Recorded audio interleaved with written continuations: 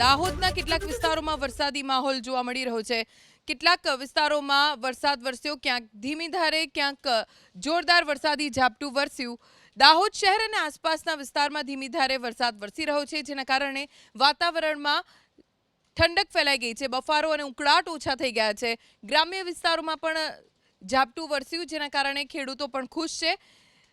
સવારથી જ વાદળછાયું વાતાવરણ દાહોદ શહેર અને આસપાસ વિસ્તારોમાં જોવા મળી રહ્યું હતું, જો કે સાંજ થતાં જ દાહોદના કેટલાક વિસ્તારોમાં છૂટોછવાયો વરસાદ વરસ્યો। દાહોદના કેટલાક વિસ્તારોમાં વરસાદી માહોલ જોવા મળી રહ્યો છે। કેટલાક વિસ્તારોમાં વરસાદ વરસ્યો, ક્યાંક ધીમી ધારે, ક્યાંક જોરદાર વરસાદી ઝાપટું વરસ્યું। દાહોદ શહેર અને આસપાસના વિસ્તારમાં ધીમી ધારે વરસાદ વરસી રહ્યો છે, જેના કારણે વાતાવરણમાં ઠંડક ફેલાઈ ગઈ છે। બફારો અને ઉકળાટ ઓછા થઈ ગયા છે।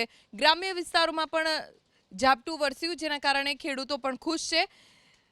સવારથી જ વાદળછાયું વાતાવરણ દાહોદ શહેર અને આસપાસ વિસ્તારોમાં જોવા મળી રહ્યું હતું, જો કે સાંજ થતાં જ દાહોદના કેટલાક વિસ્તારોમાં છૂટોછવાયો વરસાદ વરસ્યો।